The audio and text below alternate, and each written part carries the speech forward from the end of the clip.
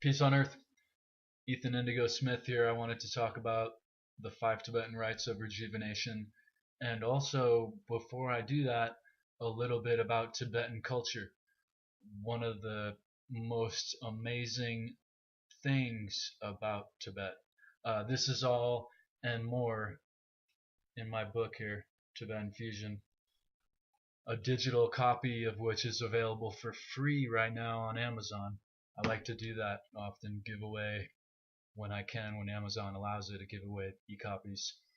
Uh, the book is $10 or so. Uh, the Tibet is one of the most ascended cultures and the only culture of its kind in that the uh, positions of power pass on their prominence through means other than familial terms. Okay, everywhere else across the world, whether you have a tribe or an oligarchy or a monarchy, whatever, they pass on their wealth and their power to their kin. This way they keep the oligarchical structure, potentially forever. But really, the most amazing thing about Tibet is that it provides for the passing of power through spiritual means.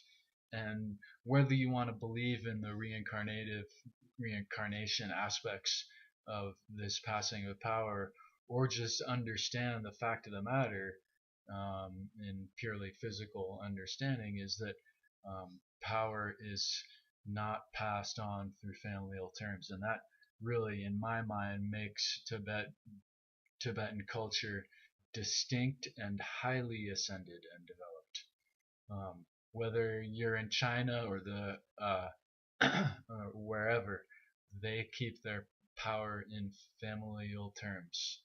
And and to that point, China has really been uh, taking over and pillaging the country of Tibet, which where, because these people are so ascended, they never even touched the minerals. All of the precious jewels there were left alone where they stood on the dirt, because everything is precious there. And so now, now there's a different approach. So, as someone who appreciates Chinese culture, the Chinese nation are pretty oligarchical and the opposite of ascended or developed. So back to the Tibetan rites of rejuvenation, which were from a time and place where all these cultures came together: Taoist, Buddhist, Hindu, and exchanged lessons on self-development and meditation and meditative movement, instead of restricting the learning process, which came about later when enemies were made. But there were certain times, especially in Tibet, where all of these traditions and cultures molded. And that's part of why I say Tibetan fusion, right? Because it's a place and culture of fusion. So the best way to enhance the Tibetan rites, or make sure that you're gaining the benefit at a developed capacity, is to move in coordination with the breath.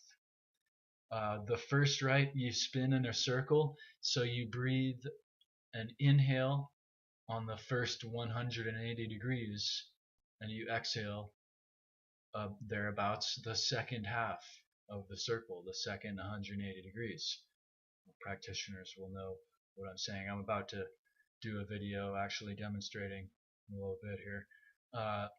So move in coordination with the breath, the inhalation being the beginning of each posture. Each posture is an opening and closing of the chakras to get the energy flowing in a better potential, no stagnation of chi or what have you.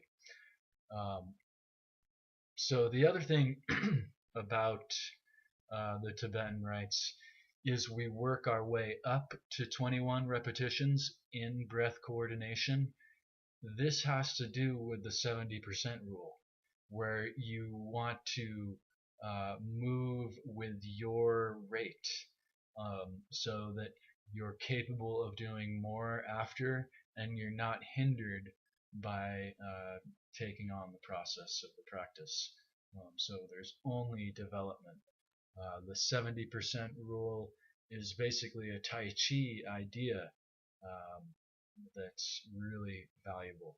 Approach things at a 70% rate. So don't jump into 21 repetitions if that's not immediately there for you. That's why um, this approach is suggested with the five Tibetan rites. You'll actually get more benefit if you approach everything in that manner with the 70% idea behind it. And again, the breath coordination of the movement, I think, is um, one of the best ways to do it. Unless you really slow it down, where your breathing happens to be moving at a rate a little faster than your movements, but that's another level, right? So Peace on Earth, definitely check out ebook version of Tibetan Fusion right now. What do we got? April 18th through the 22nd, thereabouts. Ebooks are free. Also, the five Tibetan rites are 108 breath coordinated movements. Um, check out my book, 108 Steps to Be in the Zone, for more on that. And that's including the three repetitions of the sixth right. So peace on earth. Thanks for checking this out. I hope that was helpful.